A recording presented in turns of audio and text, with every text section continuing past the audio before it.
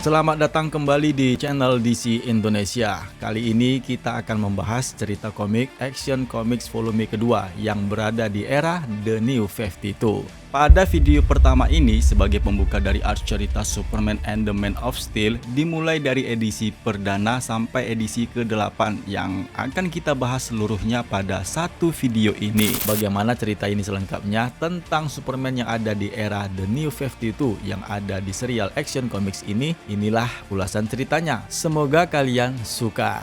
Yeah!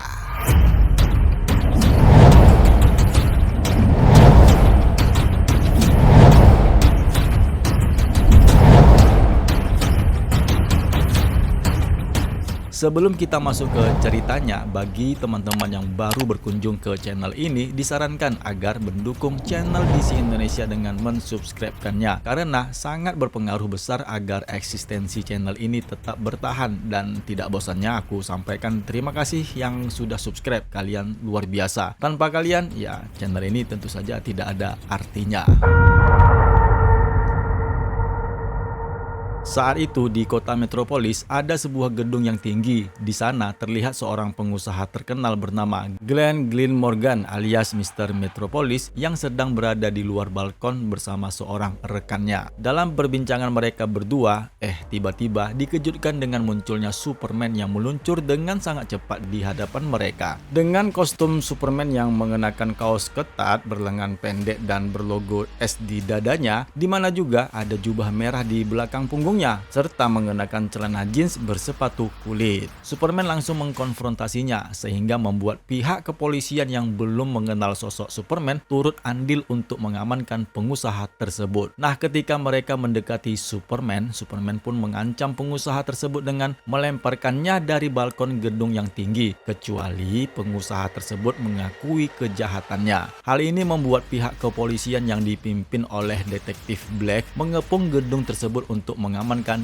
Glenn Morgan. Mereka juga mengancam akan menembak Superman. Kehadiran Superman saat ini menyadari bahwa hukum tidak akan berlaku sama bagi si kaya dan si miskin, maka seharusnya ada seseorang untuk membela orang kecil. Namun Glenn Morgan masih tidak mau mengaku dengan kesalahannya dan membuat Superman mengabaikan gertakan para pihak polisi yang akan menembaknya. Superman pun langsung melompatkan dirinya bersama Glenn Morgan dari balkon untuk terjun ke bawah. Dengan menggunakan kekuatannya, Superman pun mendarat dengan selamat. Begitu juga dengan Glenn Morgan yang dipegangnya. Oleh karena ketakutannya setengah mati, akhirnya si Glenn Morgan pun mengaku dia telah menyabotase sistem kereta api bawah tanah. Detektif Black bersama tim kepolisian yang lainnya turun ke lantai bawah untuk mendekati Superman dan akan menahannya sebagai pelaku keributan di tengah warga. Namun Superman mencoba meyakinkan para aparat kepolisian tersebut bahwa dia hanya membuat kebaikan. Namun sayangnya ada seorang polisi yang menembak Superman yang membenarkan sebuah berita yang disebarkan Daily Planet tentang dirinya si manusia super. Dan oleh karena Superman lebih cepat dari peluru, maka dia pun dengan sangat mudah dapat menangkap peluru dengan telapak tangannya. Superman pun kemudian memutuskan untuk kabur dari pihak kepolisian yang akan menangkapnya. Nah, di saat dia melarikan diri, Superman sempat memberitahu detektif Black bahwa Black harus diperiksa tentang penyakit mahnya karena Superman telah mendeteksinya dengan penglihatan X-ray-nya. Dalam pengejarannya juga, para polisi bertubi-tubi melepaskan tembakan ke tubuh Superman. Namun Superman sepertinya tidak merasakan apa-apa dan tetap berlari meninggalkan kejaran para polisi.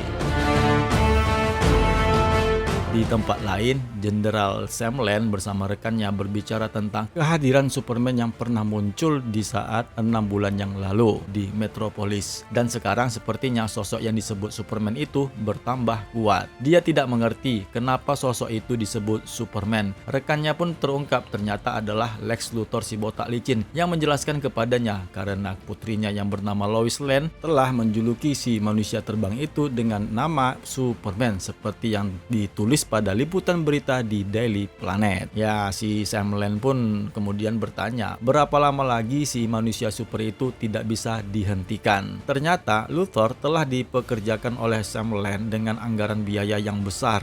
Diharapkan untuk membantunya menangkap Superman pada malam ini, tepatnya jam 7:30 malam. Sementara itu, di saat Superman yang masih menghindari pengejaran aparat kepolisian di tengah jalanan kota Metropolis, Dia juga mendengar suara tangisan warga yang meminta tolong dengan pendengaran supernya. Para pekerja bangunan sedang melakukan pembongkaran yang telah ditetapkan untuk menghancurkan bangunan Galileo Square. Namun bangunan tersebut masih dipenuhi para penghuni liar. Superman tidak menyadari bahwa proses pembongkaran itu dilakukan oleh salah satu proyek Lex Luthor yang bermaksud untuk menjebak Superman. Superman pun berhasil menghentikan bola perusak bangunan sehingga orang-orang yang ada di dalam bangunan tersebut berkesempatan untuk menyelamatkan diri. Namun tidak lama kemudian beberapa tank militer miliknya si Lex Luthor si botak licin yaitu LX-1 muncul di sana untuk menangkapnya dengan menggunakan jaring listrik. Untungnya Superman berhasil melepaskan dirinya dan menggunakan bola penghancur tersebut untuk menghancurkan kembali bagian luar logam tank baja LX-1. Ternyata tank baja yang lainnya pun juga menembakinya. Dengan tubuh yang mulai melemah, tank kedua bersiap untuk melepaskan tembakannya untuk melumpuhkan Superman.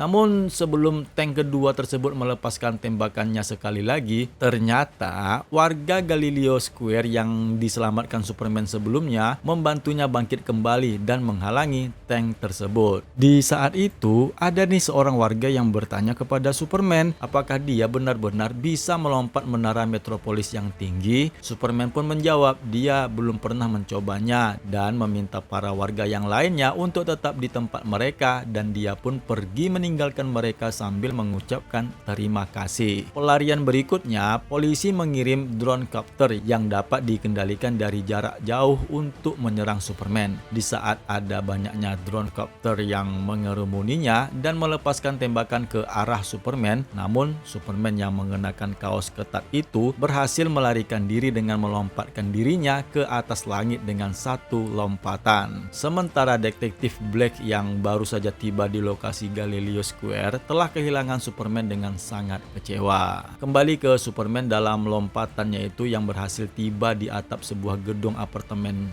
dan ternyata itu adalah apartemennya yang bergegas untuk menggantikan pakaian sipilnya. Dia pun mengenakan kacamatanya dengan rambut yang semrawut untuk mengungkapkan identitas sipilnya sebagai Clark Kent. Tiba-tiba dia pun dikejutkan dengan munculnya Nick Ziel, yaitu ibu kosnya yang bertanya kepadanya tentang luka-lukanya. Clark Kent pun memberitahunya bahwa dia terluka ketika dia menulis cerita tentang pengaruh intergeng pada serikat pekerja di dermaga dan para intergeng itu tidak suka jika rahasia mereka itu diungkapkan. Kemudian si pemilik kos tersebut berbicara kepada Clark mengenai sosok yang disebut Superman sebagai pahlawan rakyat, membela orang-orang miskin seperti mereka yang tinggal di tempat ini, termasuk saat Superman membantu korban kekerasan dalam rumah tangga. Yang kemudian ibu kosnya pun memberitahu si Clark Kent bahwa pintu kamarnya harus diperbaiki. Clark Kent pun menanggapi itu sebenarnya tugas pemilik rumahnya, yang lagi pula di mana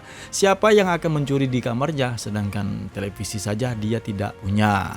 Si ibu tua itu pun bersimpati, namun di balik kesimpatisannya, dia tetap saja menuntut untuk membayarkan uang sewanya. Clark Kent pun menurutinya dan langsung membayarnya. Sebelum berpisah dengan ibu kos itu, si ibu kos itu memberitahu Clark bahwa tadi dirinya telah kedatangan 3 orang pengunjung ke apartemen, 2 orang laki-laki dan 1 orang perempuan berambut pirang, mengira mereka itu adalah artis seniman. Nah, dengan informasi yang disampaikan tersebut, Clark Kent pun mengucapkan terima kasih kepada ibu kosnya dan menjadi bertanya-tanya, siapa sih ketiga orang itu?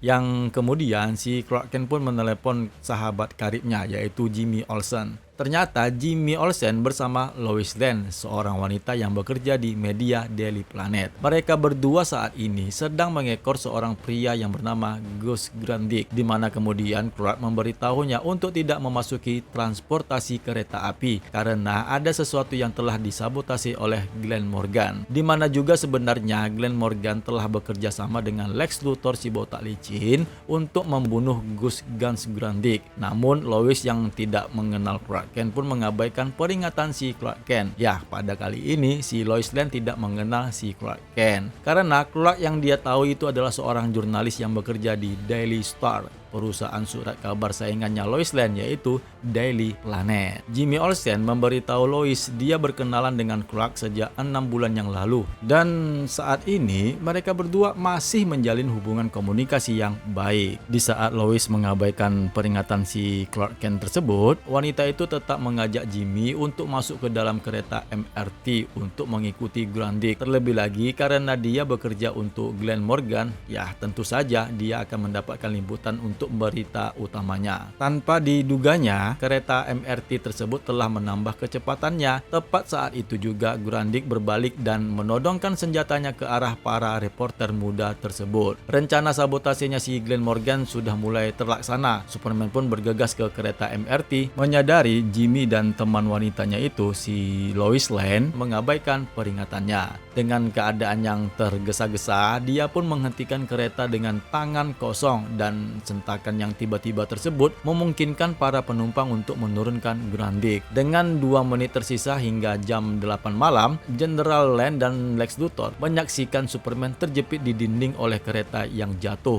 Meskipun Jenderal Lane kesal karena Luthor telah mempertaruhkan nyawa putrinya, Luthor membenarkan hal ini dengan mengatakan bahwa dia berhasil menangkap Superman tepat pada pukul 20 malam. Superman pun akhirnya ditangkap polisi dalam keadaan yang lemah.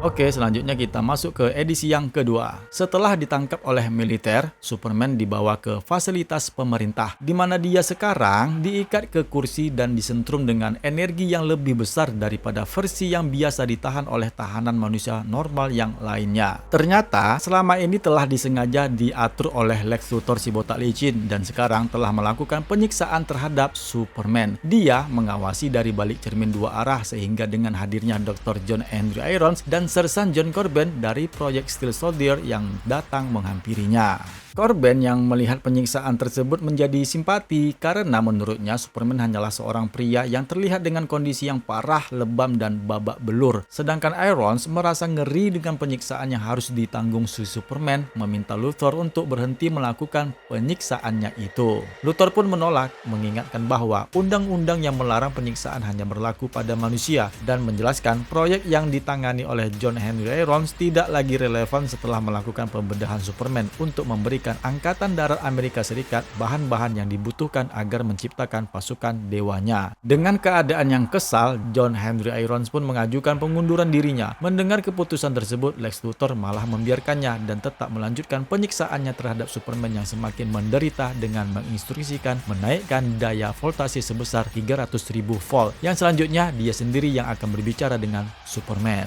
Sementara itu, di ruangan lain, sekelompok tentara di bawah perintah Jenderal Sam Lane meledakkan jubah merah Superman yang berlogo S dengan segala macam senjata artileri ataupun dibakar. Namun jubah tersebut sepertinya sama kebalnya dengan si pemakainya. Kemudian anak buah Sam Lane pun memberitahunya bahwa putrinya datang mengunjunginya untuk memberikan hadiah Father's Day. Yang selanjutnya kegiatan tersebut ditunda oleh Lane karena menyadari hari ini adalah hari ayah dan putrinya akan memberikannya hadiah. Di luar gerbang fasilitas, Lois Lane mencoba meyakinkan penjaga untuk mengizinkannya masuk meskipun dia diperingatkan bahwa hari ayah sebenarnya jatuh pada bulan Juni. Ketika dia melihat ayahnya yang jenderal itu datang, dia mencoba menunjukkan kepadanya semua bukti yang dia temukan bahwa Superman adalah sosok orang yang baik. Karena putrinya tahu betul ayahnya yang telah membawa Superman ke fasilitas pangkalan militer. Namun Jenderal Lane menyatakan kepada putrinya bahwa Superman tidak secara resmi ada dan dengan demikian tidak secara resmi juga berada di tempat pangkalan tersebut.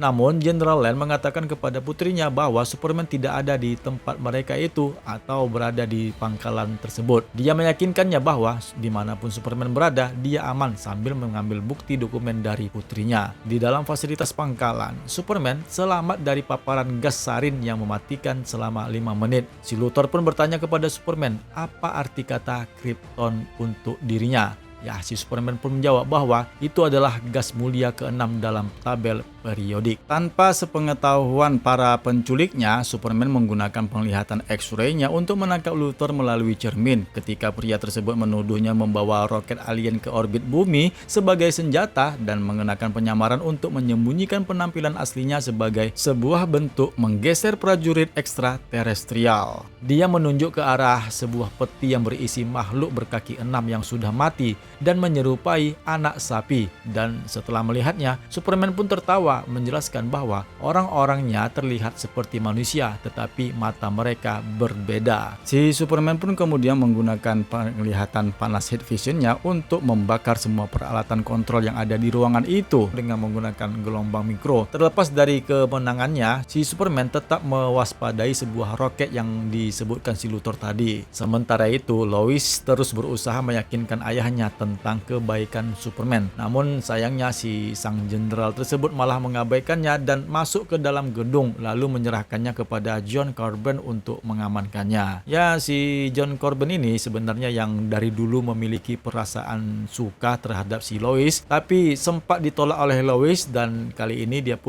si Lois dengan liciknya berpura-pura untuk menggoda si Corbin untuk dapat masuk ke dalam fasilitas. Setelah pulih dari penyiksaan Lex Luthor, si Superman pun melepaskan dirinya dari kursi setrum dan melarikan diri. Nah, ketika dia berada di ruangan lain untuk mengambil jubahnya, para tentara bertubi-tubi menembakinya, namun ya sia-sia belaka karena dia kebal dengan tembakan. Tapi di tempat itu juga Superman mendengar panggilan suara Krypton. Dia pun mengikuti asal suara tersebut yang ternyata berakhir pada sebuah ruangan yang berisi roket yang telah membawanya ke bumi ketika dia masih bayi. Dan ketika dia menyentuh roket tersebut, Superman pun mendengar kata-kata yang ada di kepalanya yang diucapkan dalam bahasa Kryptonian, di mana kata-kata itu menyatakan bahwasannya dia harus melindungi dirinya sendiri, menyegelnya di dalam kristal sampai dia bisa kembali mengambilnya. Dia pun dengan mudah melewati para tentara yang mencoba untuk mendekatinya sambil menunduk ke dalam lorong lift untuk naik ke gerbong lift yang ada di dekatnya, sehingga membuat semua tentara pun pingsan di dalamnya. Sementara itu si Lois Lane yang berhasil mengambil kunci password dari punya siapa itu si Corbin, ya dia pun berhasil masuk ke dalam fasilitas. Namun dia pun menemukan Superman dengan tentara yang tidak sadarkan diri di dalam lift. Nah, dengan kesempatan inilah Superman pun menyapanya dengan sambil tersenyum. Dan setelah tersenyum, dia pun melompat melarikan diri. Jadi dia tidak ada istilah terbang ya di sini ya. Setelah itu, Corbin sangat terganggu dengan apa yang dilihatnya sehingga dia menekan Dr. Emmett Fell untuk memulai proyek Steel Soldier tanpa pengawasan dari Dr. Irons dan menggunakan dirinya sebagai subjek uji coba. Dr. Emmett Fell pun memberitahunya proyek tersebut masih ada beberapa kekurangan yang akan dilakukan sebelumnya. Namun Corbin tidak peduli, dia pun tetap mengotot untuk tetap dilakukannya saja, menyatakan bahwa dia harus menghentikan Superman untuk menunjukkan kepada Lois bahwa dia bisa menghentikan Superman. Sementara itu di dalam kendaraan pribadi limusinnya, Lex Luthor si botak licin berbicara dengan sosok orang asing bahwa dia telah melakukan kerjasama dengan orang itu. Ketika dia ingin mencari tahu apa sebenarnya istilah Krypton tersebut, orang asing itu malah mengabaikan pertanyaannya. Luthor pun dengan penasaran bertanya dengan siapa sebenarnya dia sedang berbicara. Orang asing yang ditelepon Luthor pun tidak menjawab, tapi saat mereka berbicara, ada sebuah stasiun luar angkasa lain yang mempertahankan orbitnya untuk mengelilingi bumi.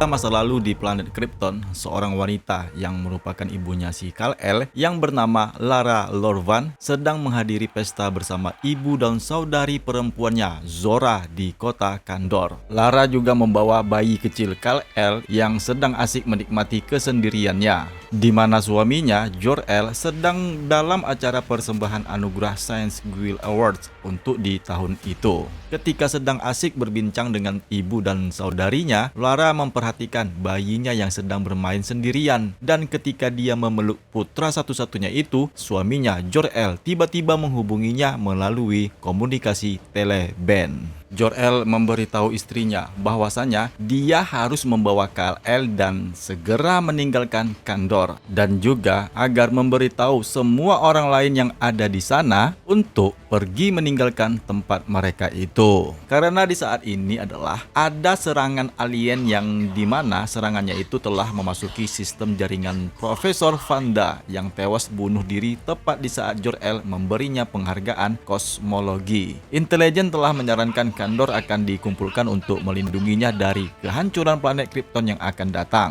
dan Jor-El sebagai seorang ilmuwan pemikir terkemuka di planet itu akan menjadi satu-satunya yang akan menyebarkan berita tersebut. Di saat Lara memberitahu saudari dan ibunya, ada nih sebuah kapal yang muncul di luar atmosfer Krypton yang menyatakan kepada penduduk Krypton semua database yang ada di planet tersebut telah disalin dan sebentar lagi akan menghadapi kehancuran permanen. Di sana ada beberapa robot alien yang juga menyerang Lara dan yang lainnya, dan meskipun dia berupaya untuk memberitahu ibu dan saudarinya untuk meninggalkan tempat mereka, ternyata kota Kandor terpisah dari dataran permukaan planet Krypton. Usaha Lara yang juga membawa bayi Kal-El berhasil lolos dari serangan kapal alien yang memisahkannya. Namun yang sayangnya itu adalah ibu dan saudari perempuannya tidak bisa diselamatkan.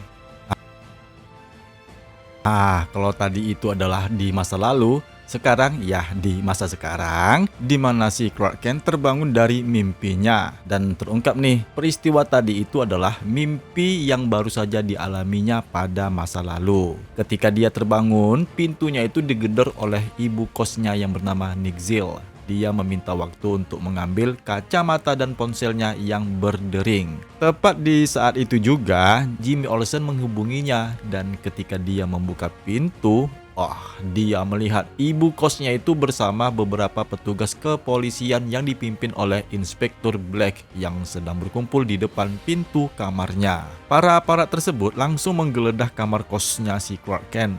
Black memberitahunya bahwa sang maestro media Glenn Morgan merupakan sosok yang lebih kuat daripada Clark Kent ketahui selama ini.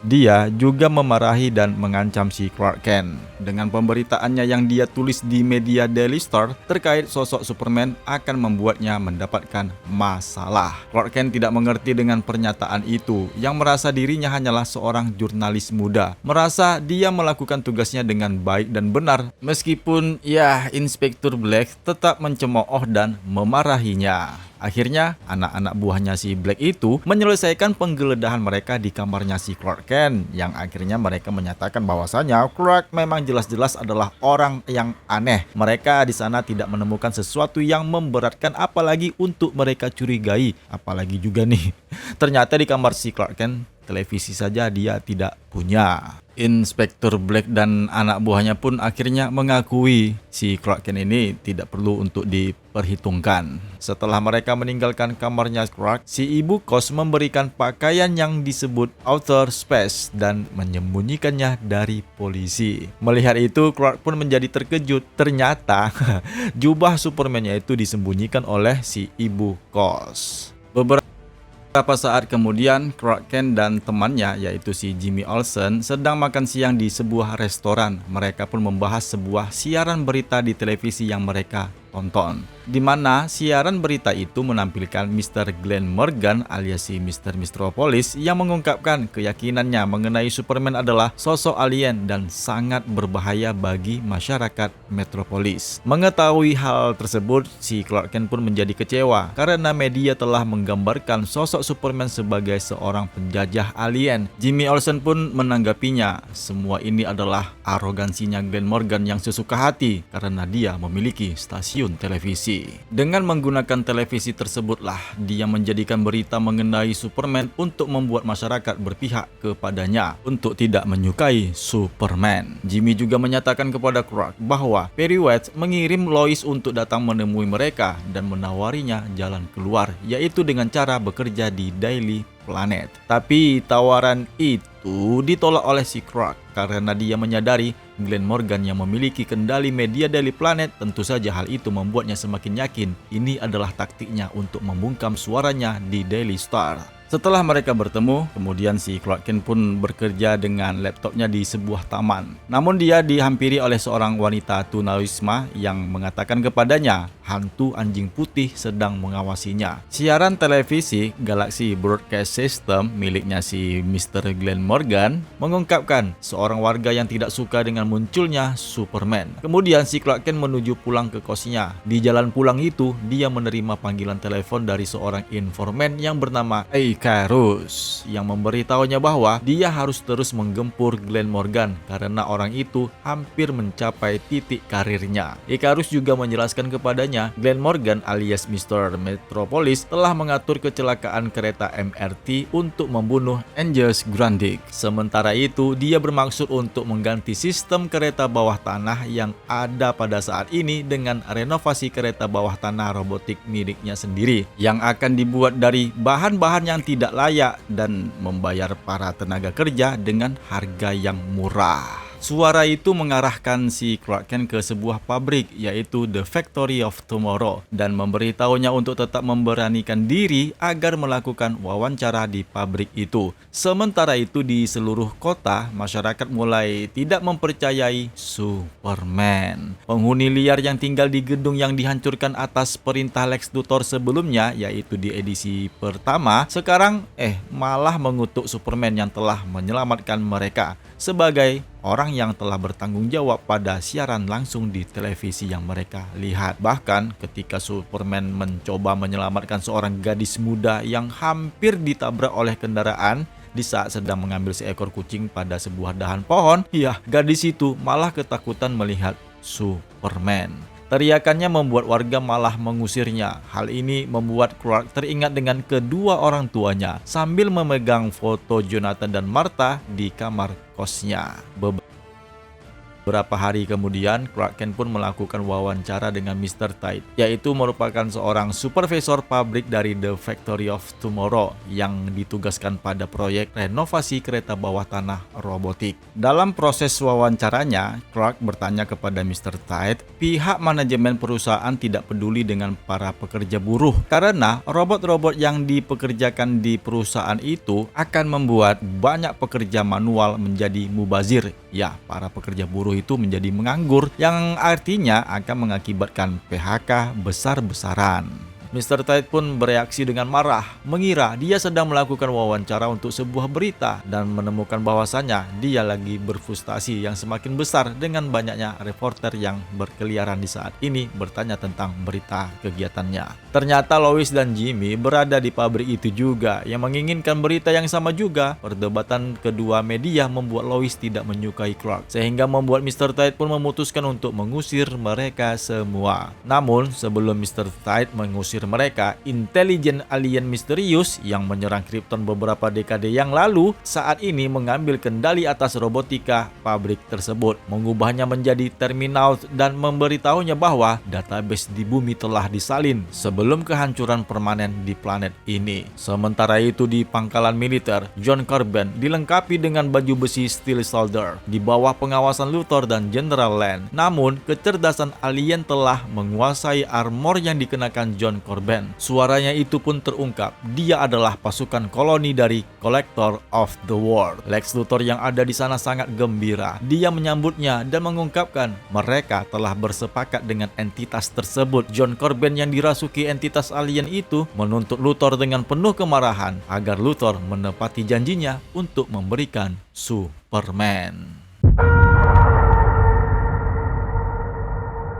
Dengan munculnya alien robotik Terminaut yang mereplikasikan diri, sekarang kota Metropolis menjadi tidak kondusif karena dengan adanya kekacauan yang parah sedang terjadi. Baik di luar ataupun di dalam ruangan uji coba pangkalan militer, tepatnya pada saat pengujian armor baju besi Steel Soldier yang dirancang oleh John Henry Irons sebelumnya, sekarang dikenakan oleh salah satu militer tentara. Dialah John Carbon yang berambisi untuk membuktikan kepada Lois bahwasannya dia bisa menangkap Superman. Namun sayangnya, saat ini John Carbon telah dirasuki oleh alien yang mengendalikan kesadarannya, di mana juga hal ini turut mempengaruhi semua robot-robot pekerja Terminator yang ada di pabrik The Factory of Tomorrow. Lex Luthor dengan keadaan yang penuh sia-sia dan berputus asa dan tidak ada cara lain untuk menjalin hubungan yang lebih baik dengan alien robot yang merasuki John Carbon, ya dia pun terpaksa melarikan diri. Karena dia sebelumnya telah melakukan kesepakatan kerjasama dengan alien itu untuk membawakan Superman. Namun sekarang Luthor si botak licin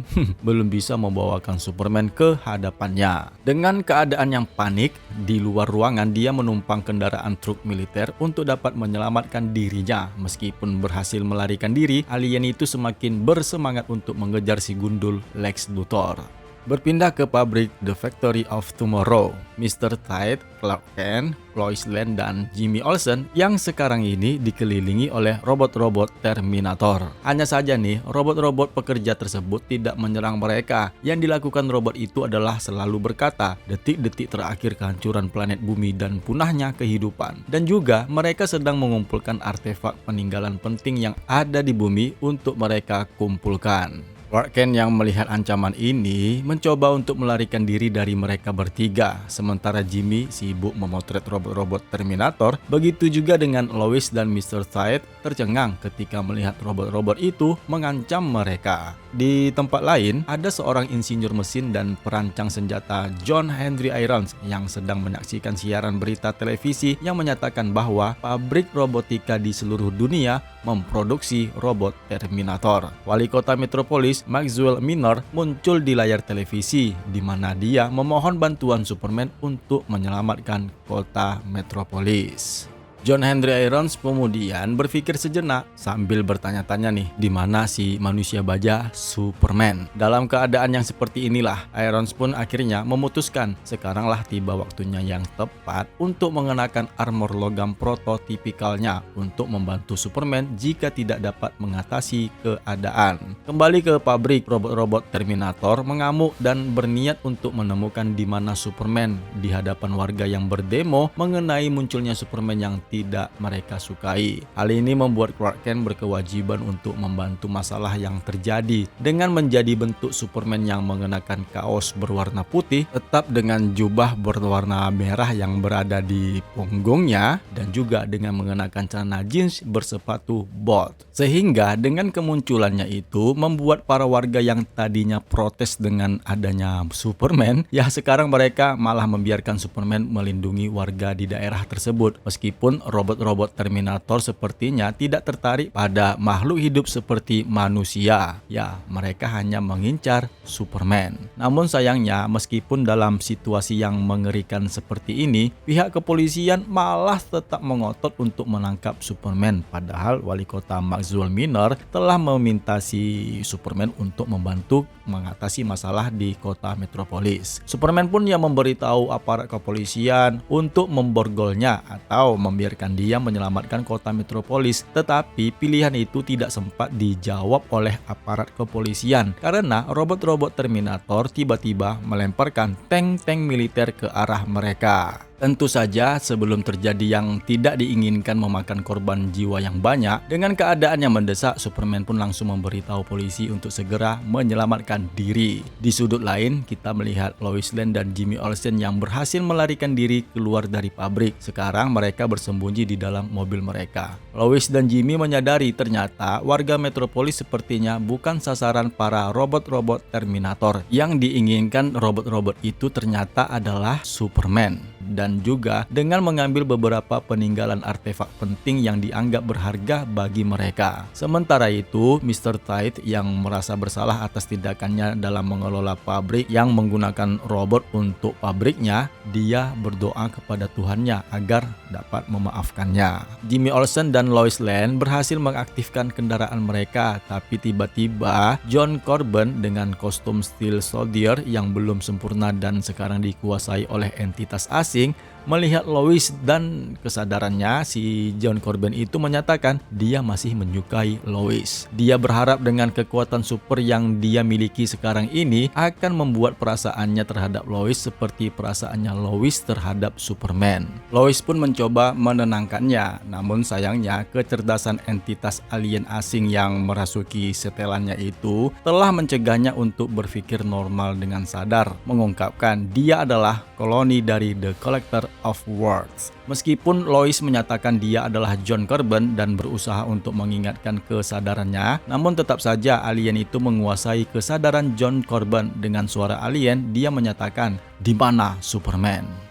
Akhirnya, Superman pun muncul dari arah belakang John Corbin dan ketika akan mendaratkan pukulan, John Corbin berhasil mengetahuinya dan mereka pun bertempur. Namun sayangnya, John Corbin berhasil mengalahkan Superman dengan bantuan robot-robot Terminator yang mengeroyok Superman sehingga membuat Superman terlempar ke jembatan terdekat, di mana tepat juga nih di sana ada kendaraan pasukan militer dan Lex Luthor yang tadi sempat melarikan diri. Lex Luthor memerintahkan mereka untuk membalikkan truk dan menabrak Superman saat dia terjatuh dari lemparannya si John Corbin sebelumnya. Si Luthor berkepala gundul itu kemudian memerintahkan pasukan militer untuk menangkap Superman. Nah, di saat itu juga ada nih sebuah suara yang mengumumkan untuk mengaktifkan pelensaan bintang kerdil sedang dimulai. Lex Luthor pun memerintahkan para pasukan militer untuk turun dari jembatan karena ada sesuatu yang akan datang. Setelah lolos dari jembatan dengan keadaan yang selamat, Lex Luthor pun menghubungi kontak aliennya yang selama ini mereka berkomunikasi, yang dimana maksudnya itu dia sebenarnya ingin menyampaikan kepada si alien tersebut bahwasannya dia telah menemukan Superman, dan dia pun bertanya dengan si alien itu untuk mengetahui apa nih sekarang yang sebenarnya yang terjadi. Dan ketika dia membalikkan badannya ke belakang, dia melihat ternyata seluruh lingkungan di kawasan New Troy telah terbungkus oleh semacam gelembung, di mana juga Luthor terjebak di dalamnya. Sementara itu, John Corbin mendekati Superman yang berpikir sepertinya dia melihat peristiwa ini di dalam mimpinya. Di saat itu, Corbin bersiap untuk menghajar Superman habis-habisan. Tapi tiba-tiba John Corbin diserang oleh Dr. Irons yang mengenakan armor besi prototipenya dan berseru bahwa dialah yang membuat armor yang dikenakan Corbin, maka dia jugalah yang akan menghancurkannya. Di saat Irons dan Corbin saling bergelut berantam, Superman pun akhirnya menyadari bahwa kotanya telah direbut. Sementara itu, Lois dan Jimmy menyadari ternyata mereka berada di dalam gelembung kubah. Mereka terjebak di dalam sebuah botol yang terungkap pelakunya adalah sang The Collector, yang mengungkapkan mereka adalah bagian dari koleksiannya. Di luar kubah, Superman menyadari bahwasannya para penduduk yang terjebak di dalam botol itu tidak tewas karena dia bisa mendengar jeritan para warga yang terjebak di dalam botol alien itu. Sementara John Corbin berhasil dilumpuhkan oleh John Henry Irons. Superman kemudian membalikkan badannya ke belakang. Ternyata Jenderal Sam Lane menghampirinya. Dia memohon kepada Superman untuk membantunya agar menemukan dan menyelamatkan putrinya yang menghilang oleh serangan alien.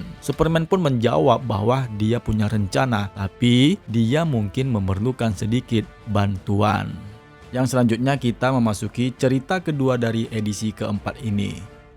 Oleh karena dirinya terinspirasi oleh para pahlawan, John Henry Irons, seorang ilmuwan, mengagumi Richard Feynman, seorang fisikawan peraih Nobel. Dengan mengikuti jejaknya si Feynman tersebutlah, John Henry membuat kostum yang disebut Metal Zero untuk melindungi bumi dari invasi alien. Namun sayangnya, karena proyek tersebut dipengaruhi oleh niat jahatnya si Lex Luthor si botak licin, malah merusak proyek Metal Zero-nya. Sekarang John Henry Irons telah mengenakan kostumnya sendiri untuk melawan John Corbin, seorang pria yang mendaftar untuk proyek Metal Zero tetapi dikontaminasi oleh kecerdasan alien Collector of the Worlds. John Henry berharap dia dapat menghancurkan kostum yang dia ciptakan itu dan melakukan kebaikan dunia. Pertempuran Irons melawan Corbin sangat menegangkan. Mereka berbagi pukulan yang bertubi-tubi, meskipun Corbin yakin akan kemampuannya untuk mengalahkan orang yang merancang kostumnya. Namun sayangnya Sayangnya, korban menjadi terkejut di saat John Henry Irons mengungkapkan ketika mereka bertempur, dia sempat memasang flash disk yang bervirus ke kostum korban. Oleh karena gangguan virus tersebutlah, sistem motorik korban mengalami kerusakan dan tidak berfungsi. John Henry pun memiliki kesempatan untuk menghajar korban habis-habisan dengan palu besinya yang akhirnya menghancurkan kostum tersebut. Nah, dengan kekalahan korban tersebut, penyusup alien yang ada di dalam kostum korban pun akhirnya mengaku kalah. Namun kekalahannya itu tidak seberapa dengan apa yang dia alami sekarang ini, karena sebagian dari kota metropolis sudah berada di dalam kepemilikannya. Kemudian si penyusup alien meninggalkan kostum korban. Nah, di saat Pulau Neutros berada di dalam botol dan Superman ada di kota metropolis, si John Henry Irons menduga bahwa mungkin kota itu membutuhkan pahlawan lain, dan pahlawan itu tentu saja adalah dirinya sendiri. Beberapa saat yang lalu, sebuah pesawat luar angkasa alien menempatkan medan gaya di sekitar kota metropolis, yang menyebabkan wilayah Niltroy terpisahkan dari kota metropolis, di mana Lois Lane terjebak di dalam sana. Oleh karena peristiwa tersebutlah, Superman sekarang menggunakan penglihatan super zoom-nya. Dia melihat pesawat luar angkasa alien terbang menjauh dan dipastikan Niltroy berada di kapal itu. Dia menyatakan kepada General Lane yang berharap bantuannya bahwa masih ada kemungkinan baginya untuk mengejar kapal alien tersebut. Jenderal Sam Lane sempat meragukannya, memberitahu Superman dia harus berlari paling tidak selama 25.000 mil per jam agar mengejar ketinggalannya. Dengan meyakinkan sang jenderal, Superman sanggup mengejar pesawat alien yang berada di luar bumi, dan sekarang Superman yang mengenakan masker pelindung dan alat bantu pernafasan di luar angkasa bersiap untuk mengejar kapal alien. Meskipun dia tidak menyadari kalau Superman sebenarnya bisa bernafas di luar angkasa, ya begitu juga dengan dirinya yang sebenarnya bisa terbang begitu cepat untuk keluar angkasa. Karena ya di saat ini adalah awal-awal karirnya di Metropolis. Sepertinya dia belum menyadari kemampuan yang dia milikinya itu. Nah, setelah bersiap untuk melakukan pengejaran keluar angkasa mengejar pesawat alien, dia melompat tinggi ke atas langit. Di mana gerakannya yang cepat melesat tersebut membakar bagian telapak sepatunya. Tapi tidak mengapa, Superman tetap berhasil melompatkan dirinya keluar dari atmosfer bumi. Di mana pijakannya itu menggunakan satelit Galaxy Communications sebagai titik lompatan. Selanjutnya dia pun melompat kembali ke arah pesawat luar angkasa yang ditujunya, dan akhirnya berhasil meraihnya. Namun ketika dia mencoba untuk memasuki ke dalam kapal itu, sepertinya kapal tersebut mengetahui ada yang mendekatinya, yang kemudian muncullah beberapa tentakel logam membuat Superman lumpuh dengan sengatan listrik. Akibatnya Superman menjadi pingsan dan tentakel itu malah menyeretnya masuk ke dalam kapal. Superman pun kemudian tersadarkan dari pingsannya. Dia disambut oleh beberapa robot yang akan menyiksanya. Robot-robot itu mengatakan kepadanya dia adalah putra Kryptonian yang terakhir, dan sebagai Kryptonian terakhir, Superman memiliki kekuatan yang cukup berkat pancaran sinar matahari kuning, dan akhirnya Superman pun berhasil menghindari robot-robot yang akan menyiksanya. Nah, di saat dia menyelamatkan dirinya, Superman mendengar siaran radio dari sebuah stasiun radio Metropolis yang ada di tempat itu, di mana suara itu berasal dari salah satu ruangan di dalam kapal. Superman mencoba mencari tahu di mana lokasi kota yang telah dicuri. Dia menemukan sebuah ruangan yang penuh dengan artefak dan kota-kota yang menyusut, yang ditempatkan pada sebuah kapsul khusus yang berkaca. Di antara semua kota-kota dalam kaca yang dilihatnya, ada nih salah satu kota yang dia kenal, dan kota itu adalah salah satu kota yang pernah dilihatnya di dalam mimpi. Superman juga teringat nih oleh seorang pria yang pernah memanggilnya dengan nama Kal-El, di mana juga dia menemukan baju armor yang sepertinya sangat tidak asing bagi dirinya.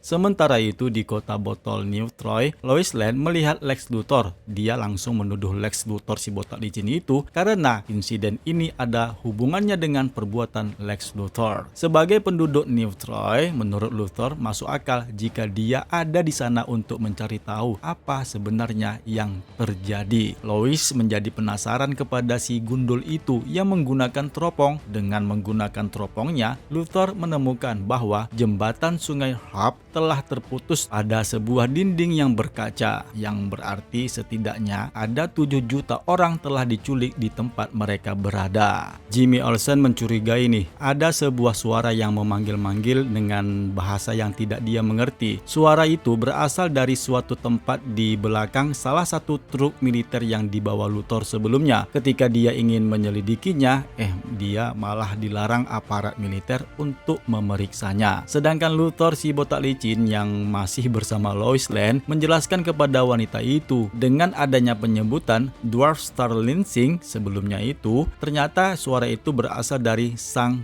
kolektor. Dia menyadari seingatnya satu-satunya program untuk kalimat frasa tersebut berhubungan dengan ilmu rahasia yang pernah dimiliki satu-satunya dari seorang ilmuwan, yaitu Dr. Ray Palmer, dan dia yakin mereka telah diminiaturisasi. Yang selanjutnya, mereka tiba-tiba diserang oleh binatang-binatang alien mirip seperti laba-laba robot raksasa. Dengan keadaan yang panik, mereka terpaksa melarikan diri dan berpencar sebelum diserang oleh robot laba-laba. Dalam penyelamatan mereka, Jimmy Olsen, Lois Lane, dan Lex Luthor menemukan sebuah pintu belakang Hotel Glen Morgan. Mereka pun masuk ke dalamnya. Dan ketika mereka masuk ke dalamnya, mereka menemukan Glenn Morgan bersama Inspektur Black dan beberapa orang-orang yang duduk di bar untuk menyelamatkan diri. Di sana terlihat juga nih Glenn Morgan dilayani oleh seorang bartender dengan postur tubuh yang mini. Karena dirinya adalah seorang jurnalis, rasa penasaran Lois Lane pun meronta-ronta. Dia pun melakukan beberapa pertanyaan mengenai insiden yang terjadi pada Luthor. Di saat Lois bertanya, si bartender yang bertubuh pendek itu terlihat sangat mencurigakan. Luthor yang merasa terganggu oleh pertanyaan sensitifnya Lois Lane langsung menyuruhnya untuk diam saja karena dia akan menghubungi langsung si alien misterius yang menjadi dalang di balik penculikan mereka. Alien itu menjawab bahwa perjanjian yang mereka buat berdua sekarang sedang dijalankan. Ketika si Luthor menelpon si penculik alien, Glenn Morgan berbicara kepada si bartender yang sepertinya tidak asing bagi dirinya. Si bartender mengingat kenangan mereka yang sudah bertemu selama 7 tahun yang lalu. Dengan melihat sebuah dasi yang berlogo G, yaitu mereknya Glenn Morgan, dia berkata bahwasanya ini ada hubungannya dengan masa lalunya bersama si bartender. Sementara itu, Luthor yang menghubungi alien menyatakan kepada Luthor, Superman sekarang berada di dalam kapal dan Luthor tetap selamat meskipun terjebak di dalam toples berkaca. Namun mereka diserang lagi nih oleh robot laba-laba sehingga membuat para aparat kepolisian yang ada di sana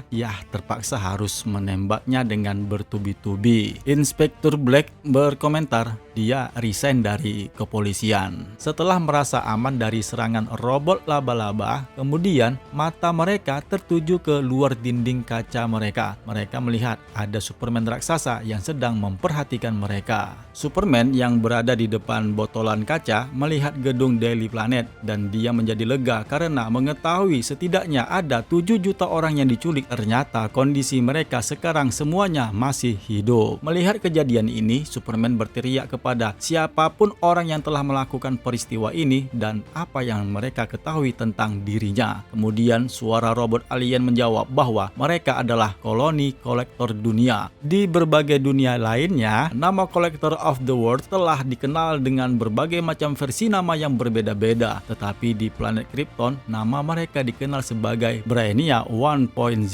Sedangkan di bumi, namanya dikenal sebagai Internet. Suara itu menjelaskan bahwa sang kolektor telah mengumpulkan koleksi dari salah satu kota Kryptoniana terbesar dalam volume ruang waktu yang tersembunyi. Tetapi sayangnya, semua itu tidak ada artinya karena barang-barang koleksiannya tidak akan lengkap tanpa Superman sebagai putra terakhir Krypton dan juga Rocket Kryptonian. Akhirnya disinilah Superman menyadari apa yang belum diketahuinya selama ini sampai sekarang. Ternyata dia adalah seorang Kryptonian dan merupakan sosok putra terakhir dari planet yang hancur. Dan untuk menguji kesetiaannya kepada dunia asalnya, sang kolektor menantang Superman untuk memilih antara dunia asalnya yang diwakili oleh kota Kandor yang berada di dalam botol atau rumahnya yang dibesarkan di bumi, yaitu wilayah metropolis New Troy yang sekarang dibotolkan. Superman hanya diberi waktu selama 15 menit untuk memutuskan mana dari salah satu kedua kota yang dibotolkan itu yang harus dia selamatkan. Apakah Kandor, apakah New Troy?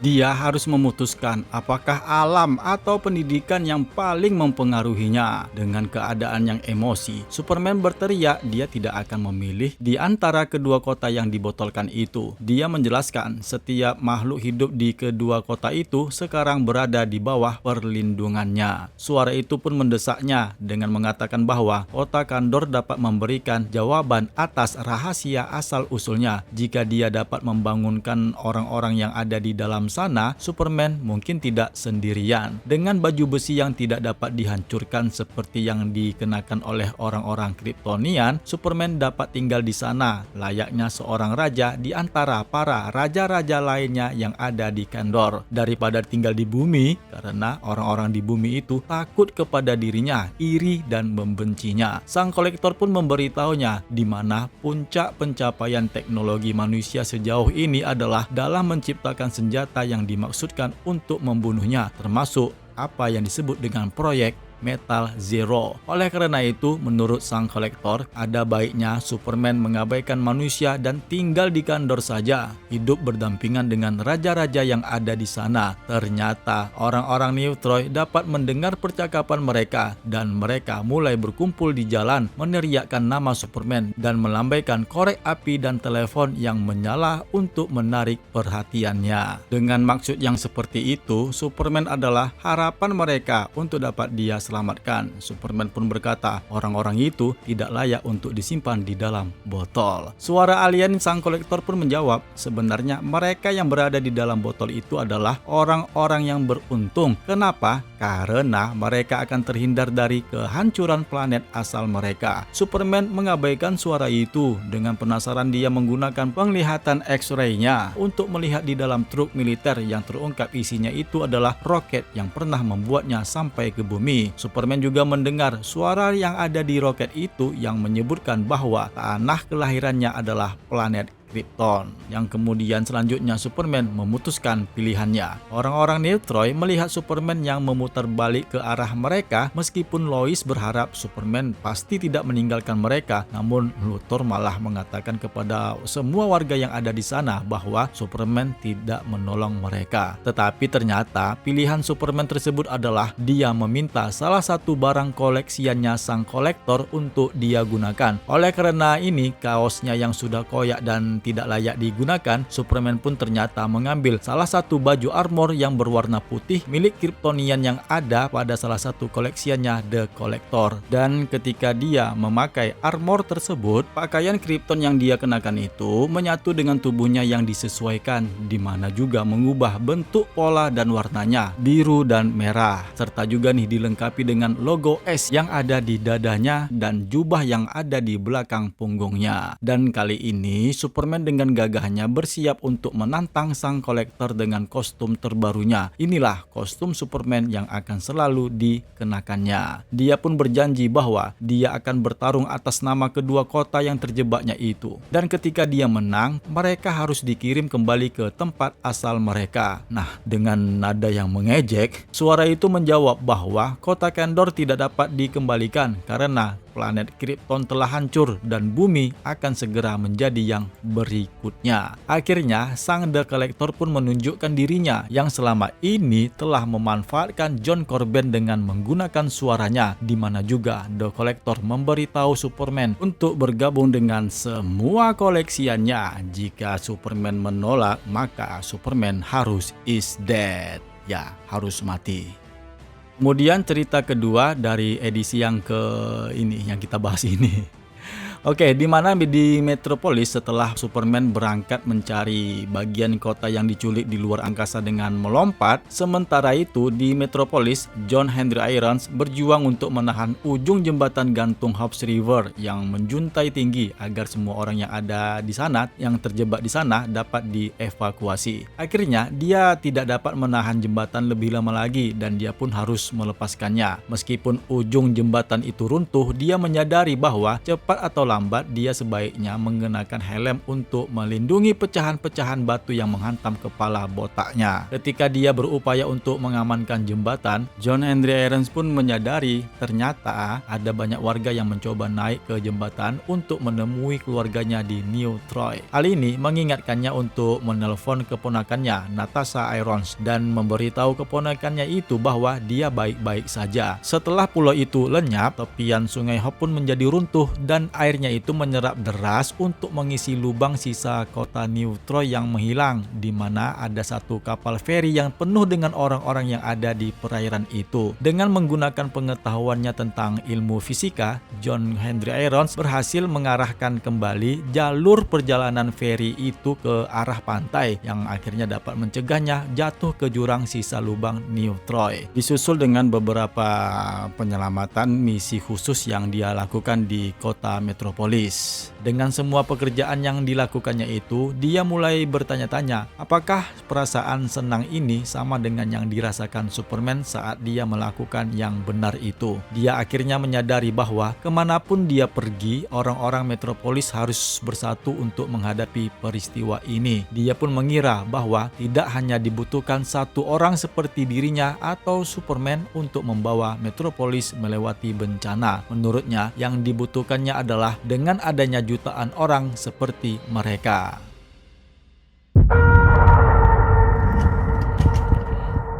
Di dalam ruangan bar hotel Glenmorgan yang ada di kota botol New Troy, beberapa orang yang ada di sana berharap mereka dapat diselamatkan Superman. Namun berbeda pula nih dengan Lex Luthor si botak licin yang bersikeras dia tidak ingin diselamatkan oleh Superman. Sementara itu, Glenmorgan menyatakan kepada Inspektur Black bahwa si bartender itu adalah orang yang jahat. Inspektur Black pun menanggapi, sejak dari tadi setahunnya tidak ada bartender di tempat mereka. Lex Luthor pun menjelaskan kepada Lois Lane bahwasanya Collector of Words adalah cara yang lebih baik daripada yang lainnya, karena dengan menangkap mereka dalam sebuah toples itu pertanda sebenarnya adalah sang kolektor telah menyelamatkan mereka dari malapetaka kehancuran yang akan tiba di planet bumi. Tiba-tiba tempat mereka menjadi gempa oleh akibat benturan tubuh Superman dan Brainiac yang sedang berkelahi. Superman kali ini telah dilengkapi dengan suit armor Kryptonian yang tidak bisa dihancurkan. Tidak seperti kostum kaosnya yaitu yang mudah terkoyak. Dengan bentuk kostumnya yang sekarang juga memiliki lambang ikonik House of L miliknya. Dia pun bertarung dengan Collector of Words yang telah menyatu dengan baju robot yang dikenakan John Carbon beberapa saat sebelum invasi. Meskipun kesadarannya John Carbon memberontak untuk melawan pasukannya Brainiac, Superman terhempaskan ketika John Carbon terpaksa menyerang Superman.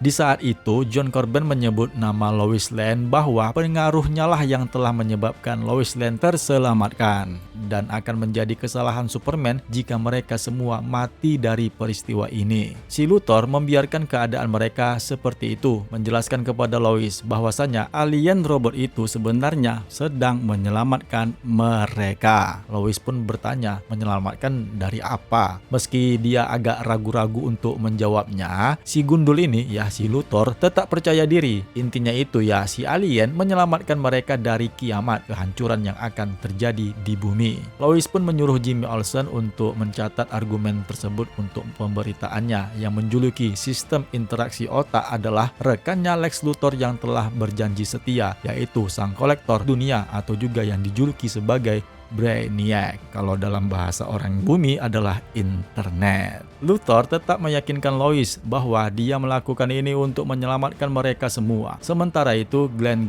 Morgan yang mulai kehilangan ketenangannya kembali menjelaskan kepada Inspektur Black bahwa dia akhirnya menyadari si bartender pria yang bertubuh pendek itulah yang telah menyeretnya ke dalam kekacauan ini dan sekarang meninggalkannya dalam keadaan yang seperti sekarang ini. Jika kalian kembali melihat di edisi yang yang pertama nih, orang yang ditemui Glenn Morgan pada lembaran pertama cerita ini dimulai, pria pendek itulah yang dimaksudkan Glenn Morgan, yang entah bagaimana dia dihubungkan di saat dia menjelaskan dasinya kepada Glenn Morgan di edisi sebelumnya. Jadi sekarang yang menjadi pertanyaannya adalah, siapa sebenarnya pria bertubuh pendek ini? Sampai sekarang masih menjadi misteri. Di saat pertempuran Superman melawan kesadaran Brainiac yang disusupin oleh tubuhnya John Corben yang mengenakan kostum armornya, membuat kesadaran Corben mulai mempengaruhi sistem teknologi sang kolektor, dan dia pun mulai menafsirkannya sebagai ancaman. John Corben tidak punya waktu untuk menghadapinya karena Superman yang gigih dalam keinginannya untuk melindungi dunia yang diminiatur tidak akan memilih di antara kedua kota tersebut karena dia akan menyelamatkan keduanya. Tapi sekarang hanya ada waktu 7 menit lagi sampai akhirnya mikrostasis yang dialami New Troy tidak dapat diubah lagi. Di saat memasuki 5 menit lagi, Superman terpelanting oleh serangan John Corben sehingga membuat botolan kota yang terhempaskannya itu menjadi pecah. Botolan kaca yang pecah itu membuat Superman mendapatkan petunjuk untuk membalas serangannya. Dengan bantuan bagian gedung kota alien yang mengenainya, kostumnya pun berubah seperti versi planet dalam botol yang pecah itu. Dan selanjutnya Superman pun menyerang lawannya. Di saat dia melemparkan lembing ke arah sang kolektor, kostumnya kembali berubah menjadi yang tadi, yaitu kostum House of L yang permanen. Lembing yang dia lemparkan itu membuat sang kolektor tidak berdaya. John Corben yang ada di sana melawan pengaruh alien untuk dapat dia singkirkan. Kesadarannya pun akhirnya perlahan-lahan dapat dia normalkan. Tapi 5 menit lagi nih, mikrostasis yang dialami New Troy tidak dapat diubah lagi. Di saat Superman terkapar akibat ledakan The Collector dan ingin menyelamatkan warga di dalam botol, tiba-tiba dia teralihkan oleh panggilan suara roket Kryptonian yang ditempatkan di dalam sebuah truk militer di New Troy. Pada saat yang sama, John Corben berjuang untuk membebaskan dirinya dari pengaruh sang kolektor. Berhasil mendapatkan kendali cukup lama untuk merobek perangkat elektronik makhluk itu dari setelan metal Zero-nya. Dengan sedikit kesadaran yang tersisa, dia memberitahu Superman untuk segera menyelamatkan orang-orang New Troy jika dia bisa melakukannya. Di saat Superman meraih botol kaca yang pecah dan mengambil truk militer, si Mr. Glenn Morgan melihat tangan raksasa Superman sambil berkata, menurutnya itu adalah tangannya Tuhan.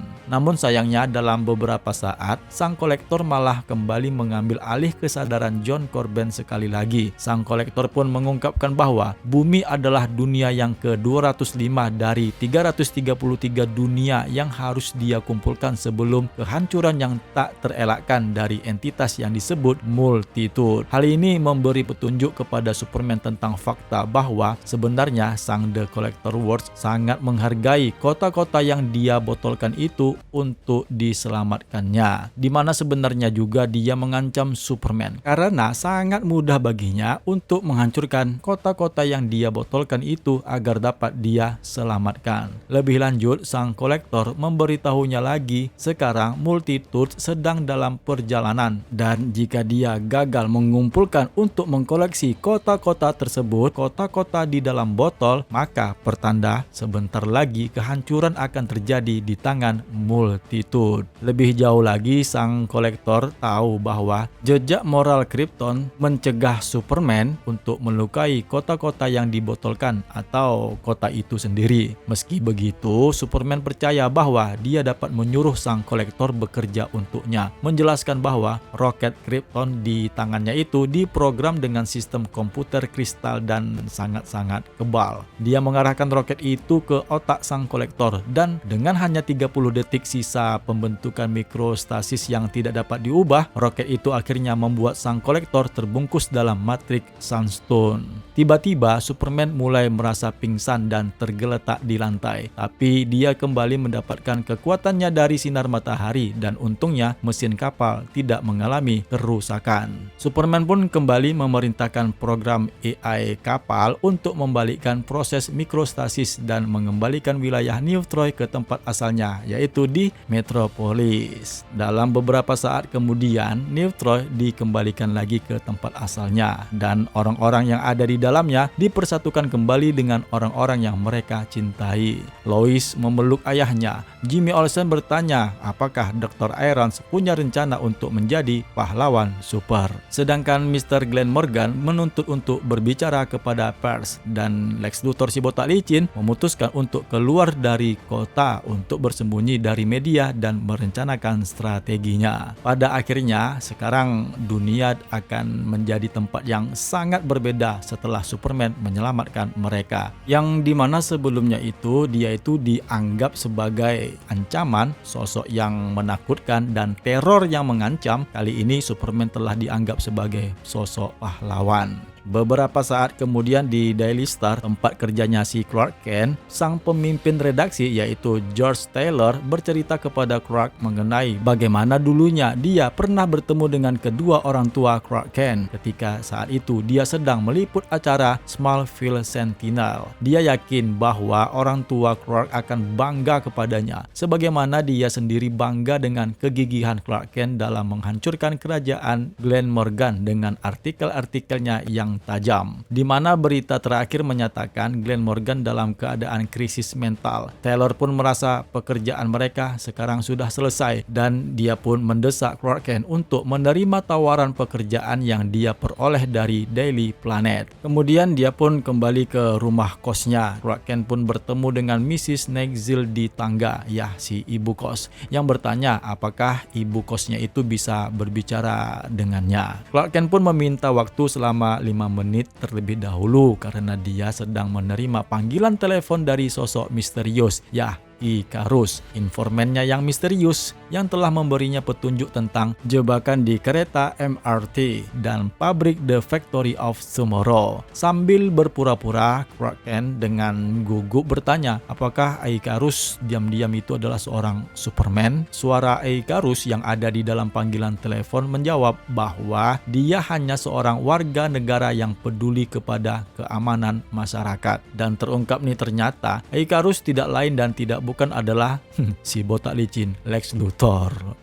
Nah, di tempat lain, General Land menemukan fakta. Ternyata setelah peristiwa serangan alien sang kolektor, sekarang John Corben tidak dapat dipisahkan dari kostum Metal Zero-nya. Dan dapat diketahui, John Corben ternyata tidak memiliki hati. Namun, kostum itulah yang membuatnya untuk tetap bertahan hidup. Yang sayangnya, mereka tidak tahu sampai berapa lama Corben dapat bertahan hidup. Namun, sang jenderal meminta agar John Corben mendapatkan perawatan sebaik mungkin karena dia percaya bahwa tindakan yang dilakukan si John Corben telah membantu menyelamatkan warga dunia. Berpindah ke Clark Kent yang akhirnya bertemu dengan ibu kosnya, Nyonya Nexil. Dalam pembicaraan mereka kali ini, ibu kos selama ini telah mengetahui identitas Clark yang sebenarnya adalah seorang pahlawan super yang dikenal sebagai Superman. Clark Kent pun memberitahunya jika ibu kosnya itu mengungkapkan rahasia identitas Clark, maka Clark akan menggunakan identitas yang lain dan tinggal di tempat yang lain. Nexil pun yakin Clark dapat menggunakan kemampuannya untuk menjadi terkenal di dunia hiburan, tetapi Clark tidak terlalu menginginkan ketenaran ataupun uang. Yang akhirnya si ibu kos pun berjanji untuk merahasiakan identitas Clark Kent dan mereka kembali membahas sewa kosnya Clark Kent dan memberitahu ibu kosnya untuk melihatnya di siaran televisi keesokan harinya. Ternyata di esok harinya Superman mendapatkan penghargaan dari wali kota Maxwell Minor dengan menerima kunci kota,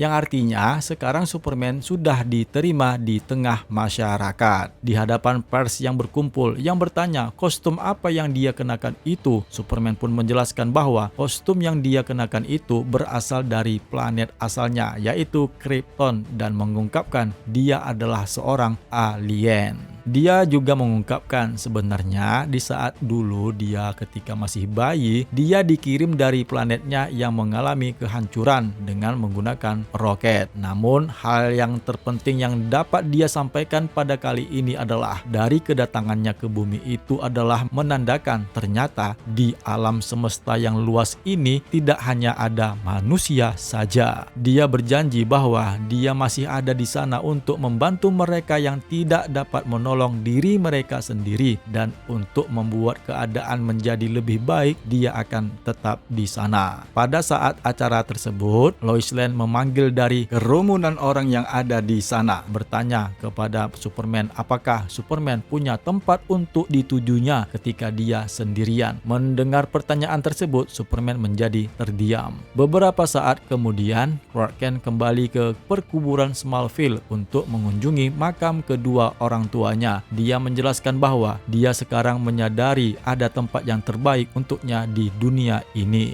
Dia memenuhi kebutuhan dengan kekuatan khususnya, dan sekarang ada orang lain seperti dirinya yang terbangun di dunia ini. Sepertinya semua ini memang sudah ditakdirkan. Dengan senang hati, dia pun mengenakan kostum barunya dan melompat tinggi ke luar angkasa. Dia tiba di kapal The Collector yang kini dia gunakan sebagai markasnya karena teknologi Kryptonian miliknya telah menguasai sistem Brainiac. Di tempat itu juga dia dapat mengawasi seluruh dunia sambil mengucapkan kata-kata Valadev, Valadev lah.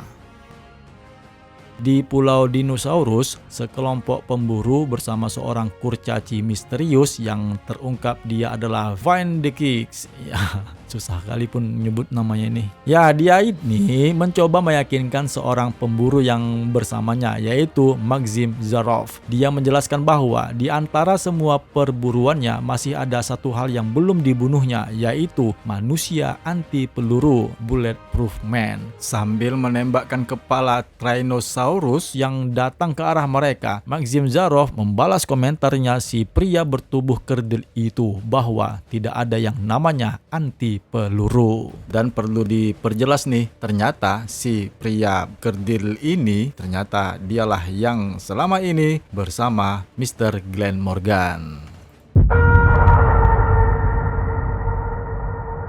Detik-detik terakhir sebelum planet Krypton meledak, Jor-El sangat menyesal dengan tindakan para Dewan Krypton yang tidak mengindahkan rencananya untuk mengevakuasi planet tersebut sebelum planet mereka berada kehancuran. Saat itu, dia yang baru saja membungkus bayi mereka dengan jubah merah milik peninggalan ayahnya Jor-El, dia bersama istrinya Lara dengan sangat tergesa-gesa memutuskan untuk melarikan diri ke Phantom Zone. Namun saat mereka membuka portal menuju ke Phantom Zone, para penjahat super yang telah dipenjara di sana ternyata menunggu mereka dan berkesempatan untuk menyiksa Jor-El dan keluarganya setelah masuk ke Phantom Zone. Di antara para penjahat yang dipenjara di sana ada Zadu yang paling tidak menyukai Jor-El. Dia berhasil menjangkau portal dan menangkap bayi Kal-El. Untungnya Krypto, si anjing peliharaan mereka, melompat ke arah Zadu dan menggigit tangannya, sehingga keluarga tersebut terpaksa berbalik arah dan melarikan diri yang tidak jadi masuk ke Phantom Zone. Sayangnya anjing Krypto malah masuk ke Phantom Zone dan sejak saat itu nasib anjing Krypto pun tidak diketahui. Lara pun menyarankan agar mereka lebih baik menyelamatkan bayi mereka, setidaknya dengan menempatkannya ke dalam roket prototipe yang dimaksudkan juga untuk melakukan evakuasi bersama meninggalkan planet Krypton. Sayangnya, prototip yang dirancang tersebut tidak memiliki ruangan yang besar dan hanya untuk satu penumpang saja. Dengan demikian, hanya bayi laki-laki mereka itulah yang dapat ditempatkan ke dalam roket tersebut. Akhirnya, Jor-El pun mengaktifkan kecerdasan Brainiac di dalamnya dan memintanya untuk mencari planet dengan matahari yang lebih mudah dan gravitasi yang lebih lemah untuk membuat putranya tampak lebih kuat. Yang kemudian, kedua pasangan tersebut berhasil mengirim bayi mereka, Kal-El, terbang dengan roketnya dan planet Krypton pun meledak, turut menewaskan kedua orang tuanya. Dalam pelintasan luar angkasa, roket yang diterbangkan akhirnya menemukan sebuah planet dan ya itulah planet yang disebut Bumi. Namun ketika roket itu memasuki atmosfernya, sistem penerbangan roket tersebut mengalami kerusakan karena radiasi atmosfer sehingga menyebabkan roket tersebut menjadi terjatuh ke sebuah lapangan di Smallville, Kansas. Nah, di lokasi terjatuhnya roket tersebut ada nih dua orang pasangan suami suami istri yaitu Jonathan Kent dan Martha Kent yang baru saja pulang dari tempat seorang dokter kehamilan untuk menangani masalah kehamilannya Martha. Di saat kendaraan mereka terjebak salju pada musim semi ini, Martha merasa putus asa, menyalahkan dirinya baru saja mengalami keguguran. Tiba-tiba pembicaraan mereka teralihkan oleh cahaya roket bayi Kal-El yang terjatuh. Jonathan dan Martha pun kemudian mencari titik lokasi terjatuhnya roket tadi, dan ketika mereka menemukannya, mereka terkejut. Di dalam roket itu, mereka menemukan sosok seorang bayi laki-laki yang ada di dalamnya. Secara impulsif, mereka menganggap anak itu sebagai anak mereka sendiri dan berpikir ini adalah pertanda anugerah yang diberikan dari Tuhan. Namun mereka khawatir. Tentu saja para militer mengetahui lokasi jatuhnya meteor di tempat mereka berada itu. Yang tidak lama kemudian, para militer pun berkumpul di titik lokasi terjatuhnya roket, yang menurut mereka itu adalah sebuah meteor yang terjatuh.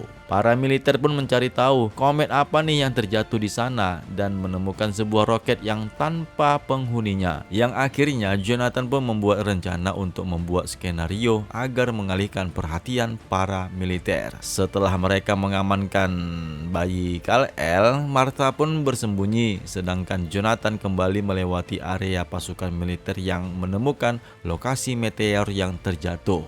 Disinilah peran Jonathan pun menyebutkan kepada mereka, kepada aparat militer tersebut, bahwa dia baru saja menemukan makhluk asing yang dia temukan. Dia menjelaskan bahwa roket yang terjatuh itu, dia menemukan alien yang ada di dalam roket tersebut, yang sebenarnya itu adalah seekor anak sapi yang sudah mati dengan memiliki kaki 6. Militer pun percaya, sedangkan bayi Kal-El akhirnya aman disembunyikan oleh Martha, dan sejak malam itulah Jonathan dan Martha pun mengadopsi bayi Kal-El sebagai putra kandung mereka. Di malam itu juga para aparat militer mengambil roket alien itu untuk mereka pelajari dan melakukan berbagai macam tes yang dimana roket tersebut tahan terhadap semua ledakan senjata. Dan sekarang setelah bertahun-tahun lamanya, pada sebelum invasi Collector of Worlds inilah dimana si Kal-El menemukan kembali roket tersebut di fasilitas militer, yang di saat itu dia ditahan oleh aparat militer dan melarikan diri di serial Action Comics 10 Mei kedua edisi yang kedua.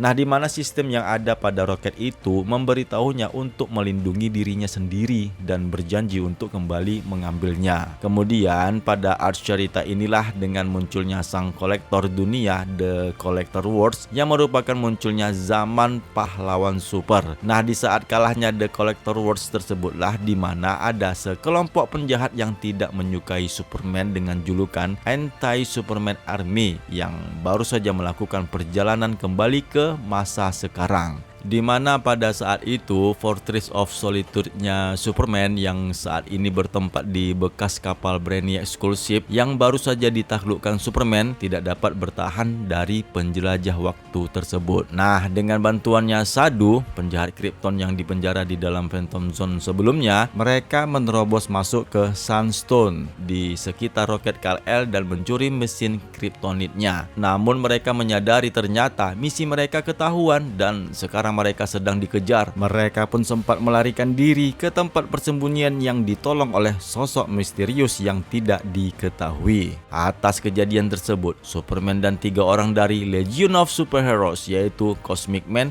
Lightning Man, dan Saturn Woman melakukan upaya penggagalan lainnya untuk mencegah pencurian mesin yang dilakukan oleh Anti-Superman Army. Karena tanpa mesin yang dicuri oleh mereka, maka bumi akan mengalami kehancuran.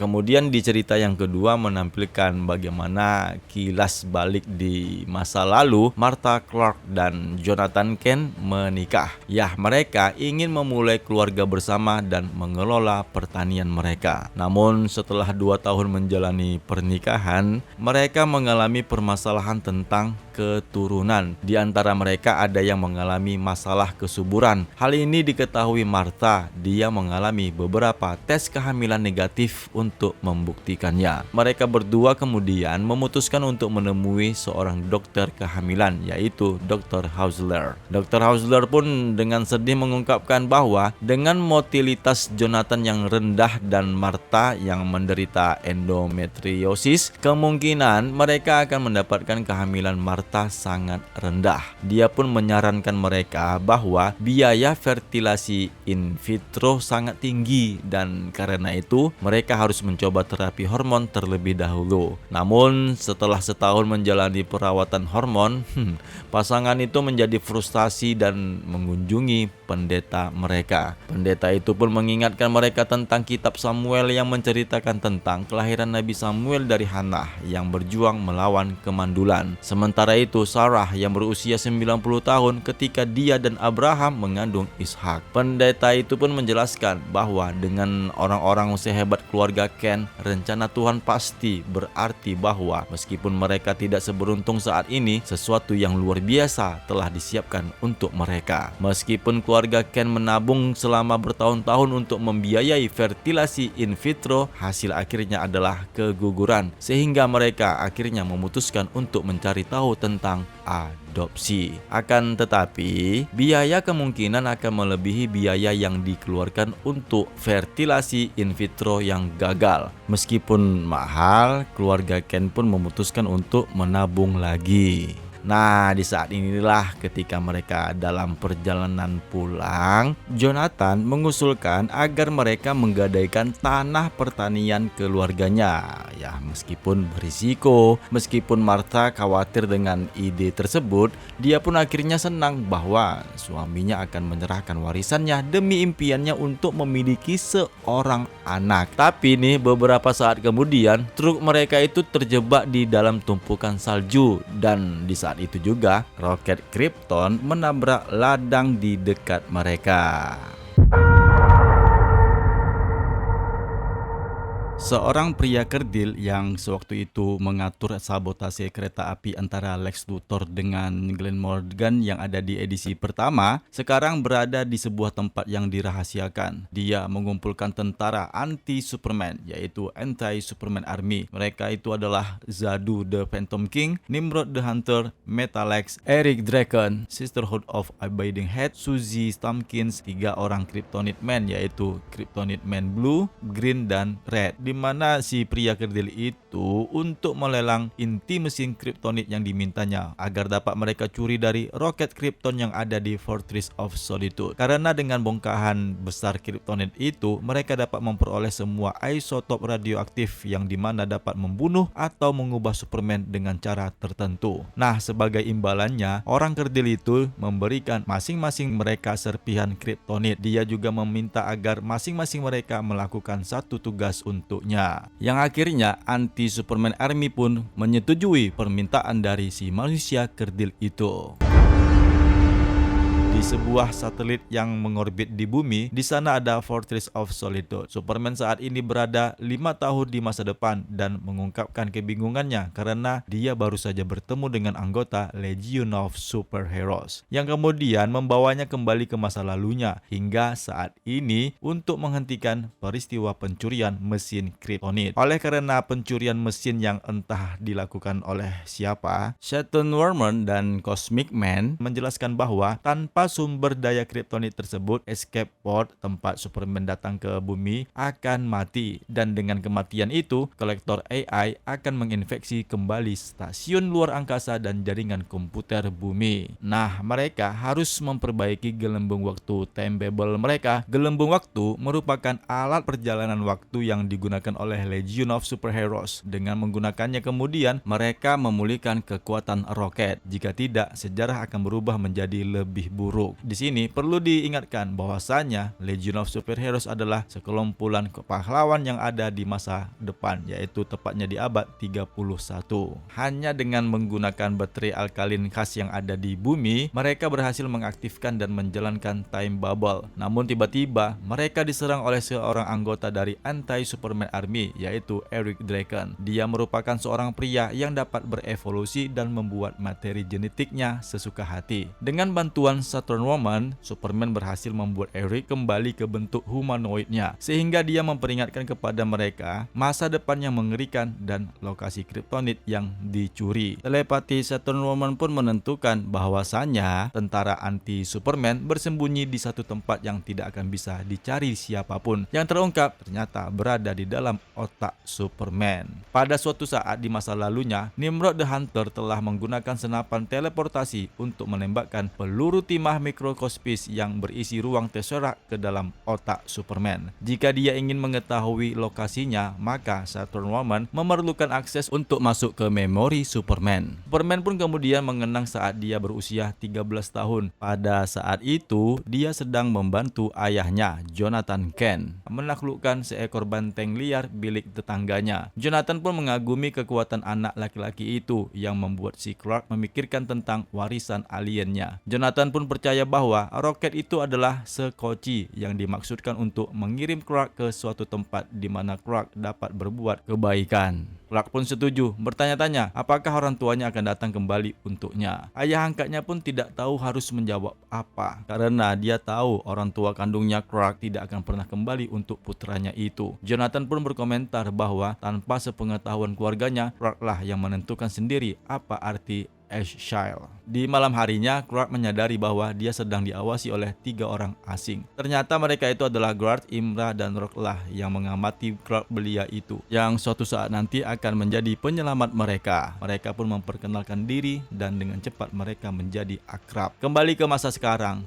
ketika Saturn Woman bertanya apakah ada yang aneh dengan ingatannya itu, Superman pun menyadari warna gudang terus berubah, tanda kehadiran peluru pelet timah yang memberi tekanan pada amigdalanya yang mengubah ingatannya. Legionnaire pun berencana untuk mendapatkan akses ke pelet tersebut melalui gelembung waktu dan kunci Tesseract yang diberikan oleh Draken. Dan akhirnya mereka dapat merasakan masa depan mereka di dalam otaknya Superman. Dengan menggunakan Time Bubble, para Legionnaires memasukkan peluru timah sebagai impostor sebelum ada yang menyadarinya. Saturn Woman pun memproyeksikan citra Sisterhood of Abiding Head ke Kryptonite Man, mengetahui bahwa Sisterhood tidak tahan dengan kaca yang telah membungkus Kryptonit. Hal ini memberi sinyal kepada pemimpin angkatan darat bahwa mereka adalah penipu, impostor. Dan dia pun menempatkan antek-anteknya pada mereka yang menyadari ternyata terlambat bahwa dia ditipu. Cosmic Man pun muncul di belakangnya dan mengancam bahwa dengan kendali magnetiknya atas zat besi dalam darah pria itu, dia akan menang. Dalam keputusasaan, pria itu pun mengubah selongsong timah di sekitar mesin Kryptonit menjadi kaca dengan harapan radiasi mentah akan membanjiri otak Superman. Tarikan medan Cosmic Man menyebabkan Kryptonit terbelah menjadi beberapa bagian dan menghancurkan kaca, memaparkan radiasinya ke ruangan. Musuh mereka pun mengucapkan kata rahasia yang memindahkannya pergi dengan sebagian besar pecahan Kryptonit. Dengan Cosmic Man yang tersisa memegang satu-satunya pecahan, pasukan anti Superman bersiap untuk mengalahkan mereka dan mengambilnya kembali untuk dapat mereka gunakan. Sementara itu di satelit terlihat Superman menyerah pada keracunan Kryptonit yang berasal dari dalam otaknya sendiri, dan roket pun mulai mengalami kekurangan daya. Tiba-tiba Superman menyadari bagaimana dia dapat menyelamatkan roket dan menghentikan reboot AI Collector. Dengan menggunakan radiasi Kryptonit yang ada di otaknya, Superman akhirnya dapat menyalakan roket, tetapi sayangnya Draken melompat keluar dan menahannya agar tidak mendekatinya. Perjuangan Superman dengan Draken dan urgensi situasi tersebut membuatnya teringat ketika dia duduk di ranjang kematian ayahnya, di mana saat itu Jonathan Kent telah meminta putranya untuk berjanji kepadanya agar menggunakan kekuatannya untuk kebaikan dan tidak pernah menyerah dalam perjuangan untuk membuat dunia menjadi tempat yang lebih baik. Akhirnya Superman melempar Draken dari punggungnya dan mendorong tangannya ke inti bahan bakar roket. Radiasi pun memberi roket cukup waktu untuk aktif kembali, dan roket pun akhirnya mengeluarkan ledakan yang dapat menjatuhkan Draken kembali, memenuhi misinya untuk melindungi putra Krypton terakhir. Nah, beberapa saat kemudian Legionnaires kembali, yang sepertinya telah berhasil melindungi pecahan Kryptonit dari pasukan anti Superman. Dengan sedikit waktu yang tersisa sebelum Superman era saat ini kembali, mereka menyeret Superman ke Time Bubble mereka mereka. Superman terjatuh pingsan. Satu Norman mengakui bahwa dia malu telah melihat kembali ingatannya, melihat bagaimana mereka telah kecewa dengannya ketika mereka bertemu dengannya. Tapi baginya, mereka telah menjadi bukti bahwa planet bumi memiliki masa depan yang layak diperjuangkan. Nah, di akhir cerita terungkap Superman diajari cara terbang melayang dengan ketiga pahlawan Legion of Superheroes.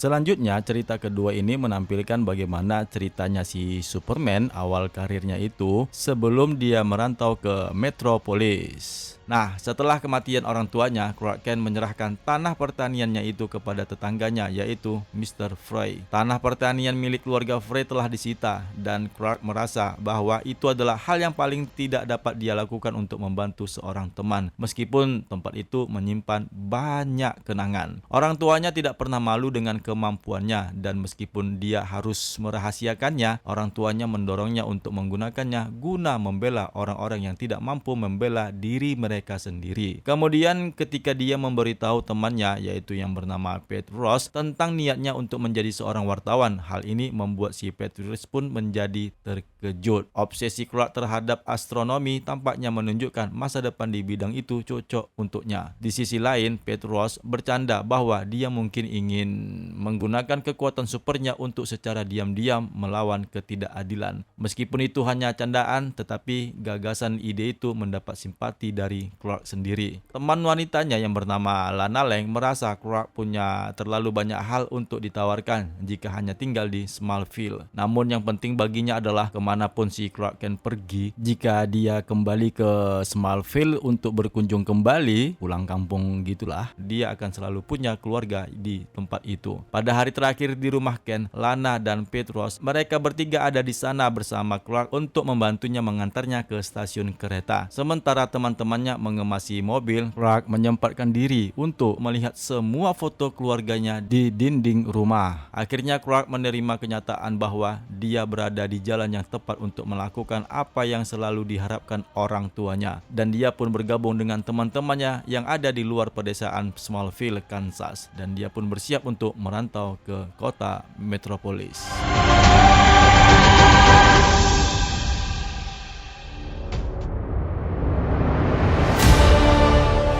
Nah, akhirnya kita menyudahi arc cerita Superman and the Man of Steel yang ada di serial Action Comics volume kedua, yang ini terjadi di era The New 52. Di mana kemunculan Superman di era ini berbeda dengan munculnya Superman di era yang lainnya, karena Superman yang ada di era ini sama sekali tidak ada hubungan asmara dengan Lois Lane. Dan sebagai awal dari karirnya, Superman mengenakan kostum kaos berwarna putih berlengan pendek dan selalu mengenakan jubah merah yang ada di punggungnya. Dan sebenarnya jubah itu adalah peninggalan dari milik kakeknya yang di saat sebelum ledakan bayi Kal-El dibungkus oleh jubah itu oleh ayahnya sendiri untuk dimasukkan ke dalam roket Kryptonian. Dan ada satu hal yang perlu disampaikan. Di awal era New 52, Superman tidak pernah ditampilkan sama sekali terbang melayang. Ya, dia hanya bisa berlari secepat kilat dan melompat dengan sangat tinggi. Meskipun terungkap di umur 13 tahun, Clark Kent pernah mempelajari kemampuan khusus terbangnya dari pahlawan Legion of Superheroes. Dan ada satu lagi nih, selain kostum kaos Superman yang berwarna putih, dia mengenakan celana jeans dan bersepatu bot. Dan terungkap, suit kostumnya itu dia dapatkan dari bahan material kostum Kryptonian yang disimpan di ruangan koleksiannya Brainiac. Sejak saat itulah kostum Superman yang ada di era The New 52 ditampilkan, dan ada kejutan dan tambahan lagi yang akan diungkapkan pada arc cerita lainnya bagaimana kostum Superman di The New 52 ini akan dikembangkan lagi. Oke teman-teman semua, saatnya kita berpisah, dan untuk art cerita selanjutnya adalah Bulletproof. Langsung saja kalian beralih ke ceritanya, linknya itu ada di dalam deskripsi. Sukses untuk kita semua, subscribe bagi yang belum. Salam DC Indonesia, karena kita pecinta DC dari Indonesia. Yeah.